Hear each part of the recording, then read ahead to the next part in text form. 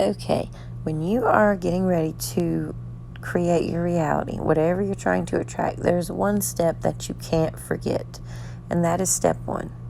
You need to go to a mirror, look at yourself in the mirror, and connect with yourself. Give yourself permission to have the thing that you want. You might have a subconscious block about that thing. So, for example, if it's money, well, maybe you grew up in a house where money was talked about in a negative way. Rich people are snobby and money is the root of all evil and all this crap. So, it could be anything. Go to the mirror, look into your eyes, and talk to yourself about whatever it is. How do you really feel about it? Do you have subconscious blocks?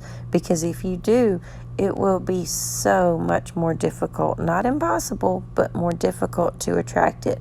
So whatever it is, and give yourself permission to have it. Give yourself permission to have it, and make sure you convince yourself you're worthy. Because if you've got that down and you really understand that you came here to create your reality using your imagination and using your energy, when you really, really get that, you don't have those blocks. Nothing's holding you back, because a God can do the work of a God, and since you're a God, do the work of a God. When you are doing your visualizations, feel it. It's not about looking and seeing all of the stuff. That's great. But when you can feel that saltwater spray on your face, and you can feel the love consume you and the happiness consume you of your wish fulfilled, and you can actually feel it to where you have tears streaming down your cheek and you fall asleep like that, there is not one thing, even a subconscious block, there's nothing that can keep that from you. Absolutely nothing. But if you've removed those subconscious blocks, it'll come even faster. Doing those two things alone will get you whatever you want, but I'm going to give you some more things that you can do. So after you have done that messy shadow work, talking to yourself like a crazy person in the mirror and using 50 boxes of Kleenex, and then you've done your visualizations, I would say fall asleep in your wish fulfilled for at least 21 days at least. And if you skip a day, you don't have to go back to 21, just try to do it as much as possible. Rule 3. And I say rule 3 because if you want any of the other ones that I'm going to say to work, you've got to do this. Meditate. Meditate, meditate. Before you go to sleep at night, that one's fine. But the big one is when you wake up. If you wake up and you do a meditation for 15 to 20 minutes, which means you'll actually meditate for maybe 2 or 3 minutes, which is enough. Do that every morning. And 4, follow it up with gratitude work. So after you've done your meditation, before you even get out of bed or whatever you're going to do for the day, before you begin it, I would say use your 10 fingers. Put one thing on one finger. I'm thankful for my warm bed. 2, I'm thankful for my health. 3, I'm thankful that I have air conditioning, so I'm not sweating right now. 4, I'm thankful for the shower. Just list 10 things on your fingers that you're thankful for. If you want to physically list them, that's fine too. And then maybe try to add one each day. Do 11 and then 12, but at least 10 every day.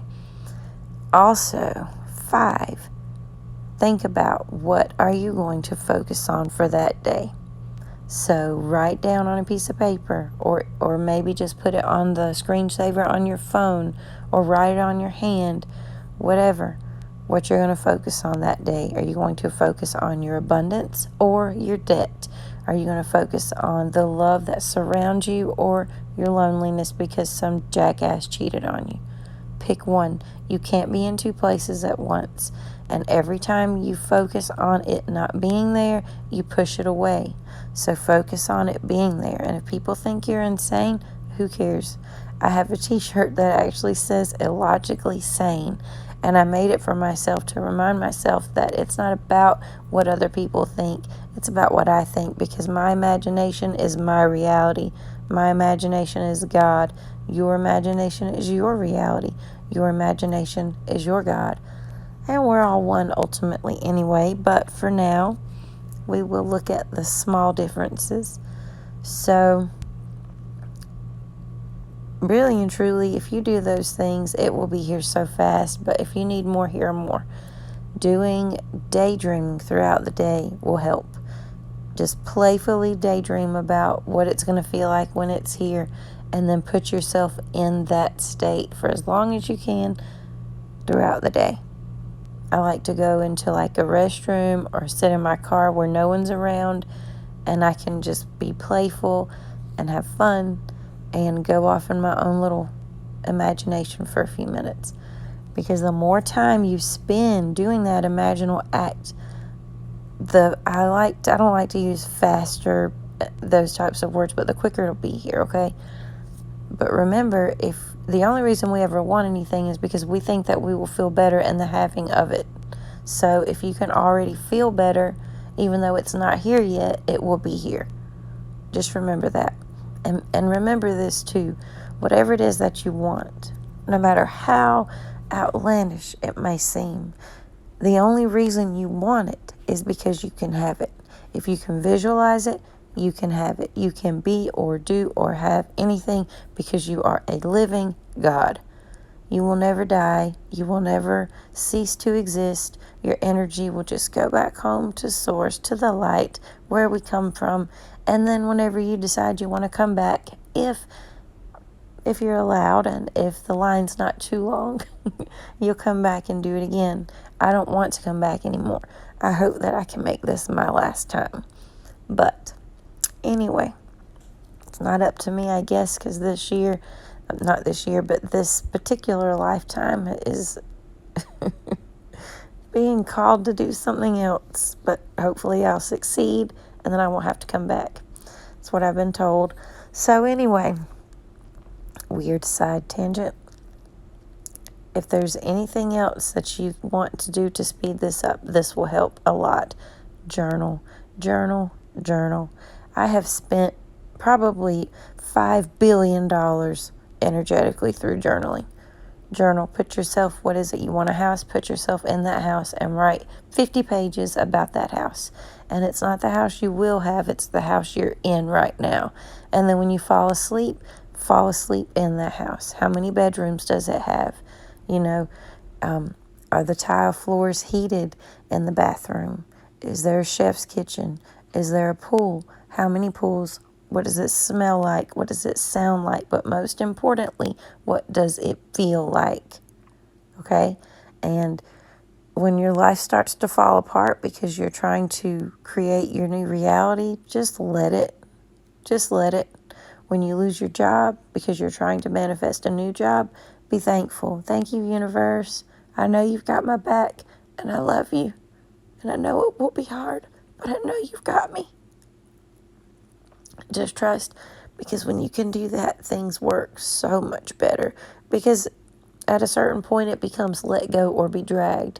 Because you can't fall asleep visualizing yourself in this mansion every night and then still make minimum wage or whatever you're making. It doesn't work.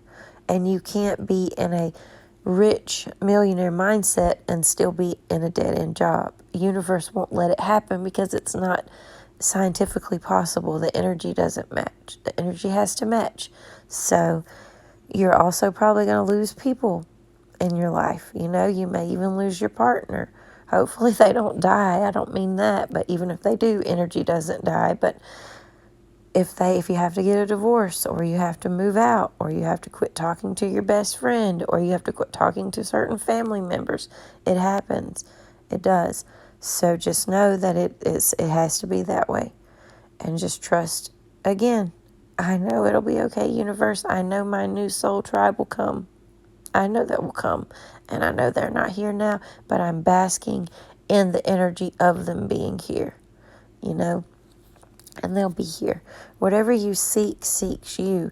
And that is because it is law. That is because every thought you think sends a vibration out to the universe, and it influences what will happen to you in the future. So be careful what you say, be careful what you think, and most importantly, be careful what you feel. Because when you feel like shit, you're going to attract more feel like shit. When you're worried, you're going to attract more worry. When you're happy, you're going to attract more happy. And when you are living in bliss and trusting the universe, you are going to attract more bliss. And you're going to attract magic that's going to make your head turn. And you're going to see things that are going to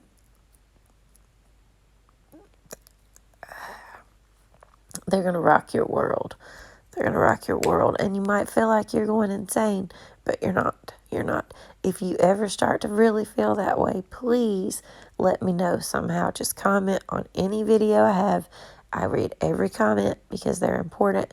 So let me know, and I will do whatever I need to do to convince you that you're not crazy. Because I thought I had lost my mind there for a while, but I thought, no, it can't be. There's no way. And so now I know that I didn't lose it, but I thought I was. I sure did. And I didn't care because I was so happy and there was so much bliss around me.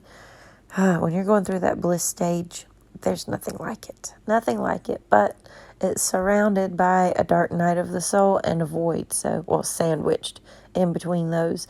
But that's okay. That's okay because that bliss energy can get you through that dark night. That void. But having to go through that initial dark night of the soul, if you haven't had to do that yet, it's not easy. And it sucks. And it doesn't feel like universe is there. And it doesn't feel like anyone's there. But universe is here. And so am I. So am I. So I think that's it. But do step one. Step one is the one that nobody talks about. You've got to clear all of that crap away. And honestly, just by doing step one, it might trigger an awakening. Or it might trigger your eye to open up even more. All hell might break loose when you start doing this.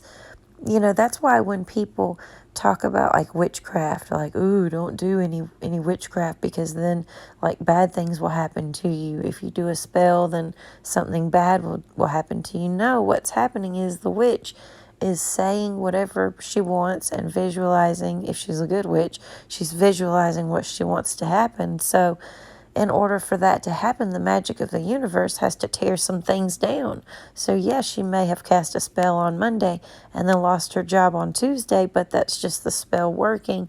It's not, some terrible thing. It's just so stupid. So, you can call it whatever you want. It's reality creation, and it's what we came here to do. It's what Christ came here to teach, and they took it. And they chopped up what he said, and they took out what served the church, and they put that in the Bible and passed that forward and created the organized religion and made people believe that Christ came to die for their sin. That's bull. That is bullshit. You can't sin. You're a God. You come from the light, the place where light came to existence on its own. That's God. That's source. That's you. That's what you are. If you don't believe me, listen to people that have had NDEs. Listen to them. They all say the same thing about this, about being this perfect energy when they go home. That perfect energy is not tainted with sin because there's no such thing as sin.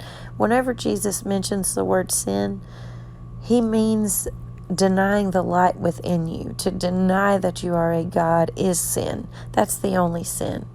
He didn't give a shit about being married and all that monogamy and not drinking and not cussing, and that is so irrelevant. Living gods don't worry about things like that, and that's what he wanted people to know. But they took all of his words out that gave us any power because they didn't want that. You can't have a congregation of people that are all able to create their realities with no assistance and still be in control and still have authority. And they knew that. That's why they took the Gospels out and everything else with Codex 6 and hid it in Nag Hammadi, and by some miracle they were found.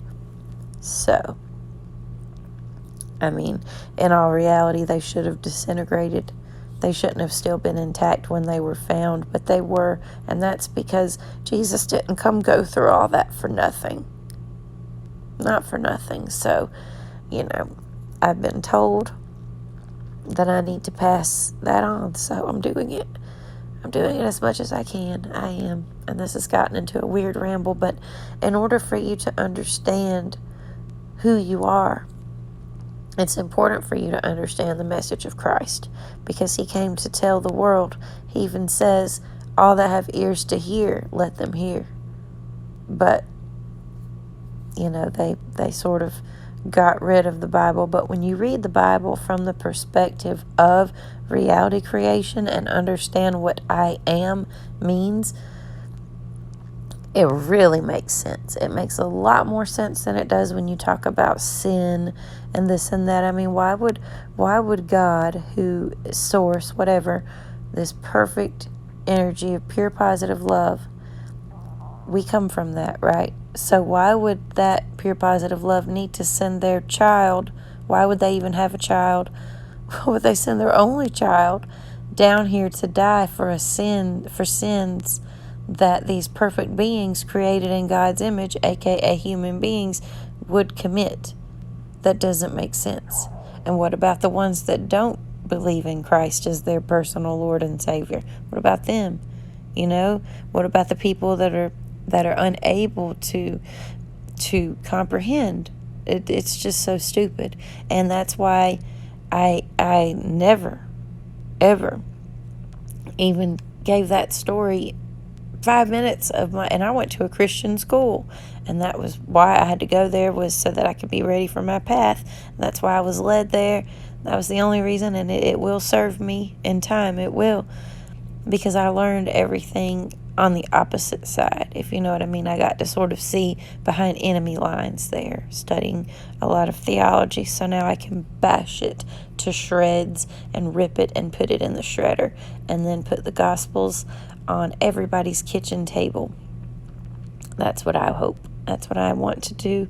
But anyway, I forgot what I was talking about. I think I was talking about reality creation. But in order for you to understand the truth, you need to know that he hung up there on that cross to prove something way different from what you've been told.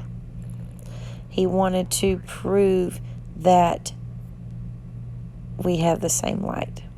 And it was his way of sort of, saying, well, now if they don't believe me, I raised the dead. He raised Lazarus. And then after that, they still didn't believe the message. They still didn't believe. They still were, being jerks, and they wouldn't listen. So then he thought, well, put a crown of thorns on my head, then maybe they'll listen. Beat the shit out of me, maybe then they'll listen. Drive stakes through my wrists and through my ankles, and maybe then they'll believe me. Let me come back from the dead after I die, and maybe then they'll believe me. But they didn't. And the ones that did, that knew what he was and knew the message he was trying to come and relay, and knew who they were, and knew that we are God's, as soon as they were able, they took everything and they hid it. And we're just lucky, so lucky, that they didn't burn it.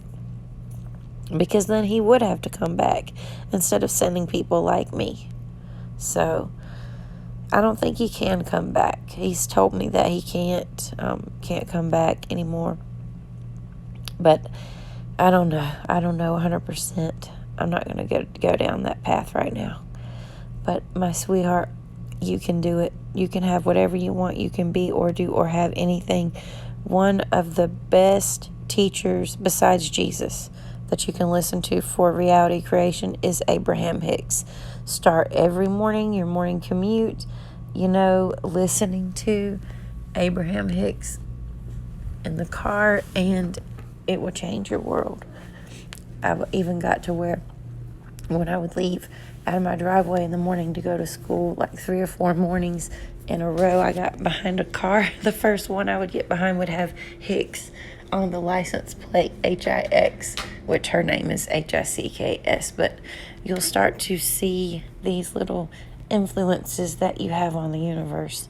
And then when they start to come, be ready, because it's absolutely amazing when you think, oh, I'd like to see an orange cat, and then you look up and on the TV there's an orange cat. Or you just say to someone, I'd love to hear Whitney Houston on the radio, and then you turn the station and it's playing.